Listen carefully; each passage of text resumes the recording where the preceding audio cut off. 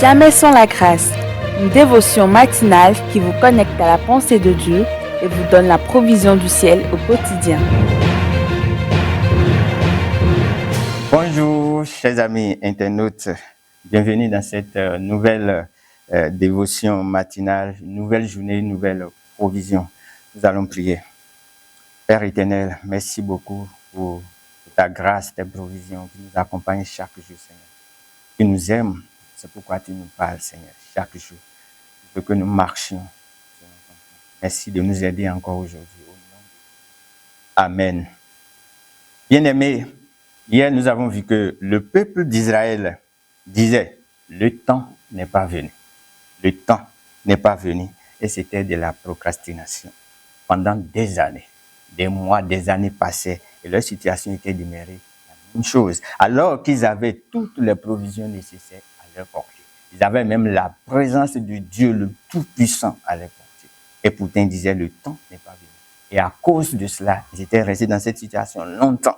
Mais Dieu va faire encore une nouvelle chose. Nous allons lire aujourd'hui dans Agé 1, versets 14 et 15, qui dit « L'Éternel réveilla l'esprit de Zorobabel, fils de Shétiel, gouverneur de Juda, et l'esprit de Josué, fils de Josadak, le souverain sacrificateur, et l'esprit de tout le reste du peuple. Ils vinrent et ils se mirent à l'œuvre dans la maison de l'Éternel des armées, leur Dieu. » Le verset 15. Le 24e jour du 6e mois, la seconde année du roi Darius. Que le Seigneur bénisse sa parole. Cette fois-ci, nous avons vu quoi? Ils n'ont plus dit « le temps n'est pas venu ». Ils n'ont plus dit ça. Mais qu'est-ce qu'ils ont fait? Ils se sont levés et la Bible dit qu'ils vinrent tous ensemble pour commencer l'œuvre dans la maison de Dieu. Bien-aimé, tu peux avoir toutes les provisions nécessaires à ta portée. Tu peux avoir à ta disposition toutes les promesses nécessaires, même la présence de Dieu, la garantie des conseils. Tu peux avoir beaucoup de conseils nécessaires, tout ce qu'il faut. Si tu ne te lèves pas pour te mettre à l'œuvre, aucun changement ne prendra place. Aucun changement ne prendra place. Et Esdras va rappeler encore comment ils se sont levés. Il va le rappeler plus tard que ce que nous pouvons voir dans Esdras, le chapitre 5, verset 2. Il va dire, alors Zorobabel, fils de Shétiel, et Josué, fils de Josadak, se levèrent et commencèrent à bâtir la maison de Dieu à Jérusalem.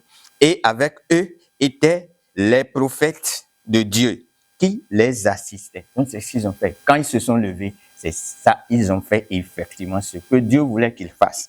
Là, ils ont repris la construction du temple. Donc, l'action et le commencement, c'est important. Même si le commencement est faible, mon cher, fais-le.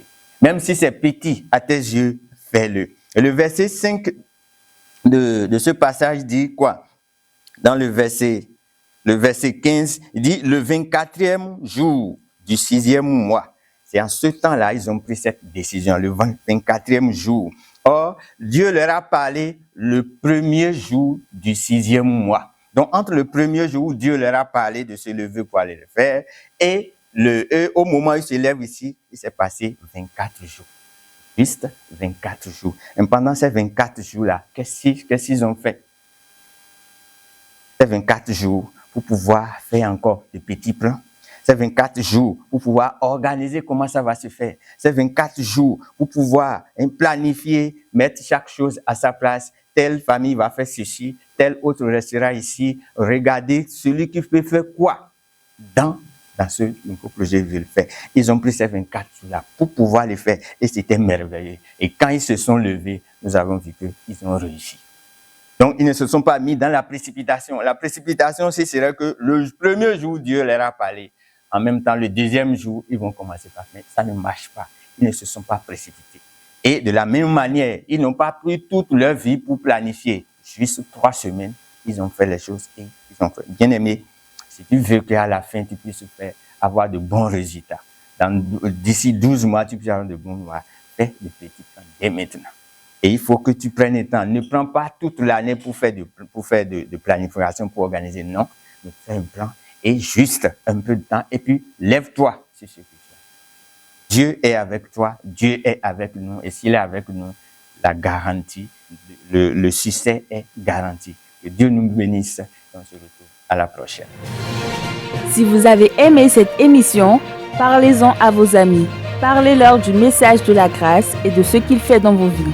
Pour un sujet de prière, une question ou pour devenir partenaire, contactez-nous au 00229 94 75 80 20.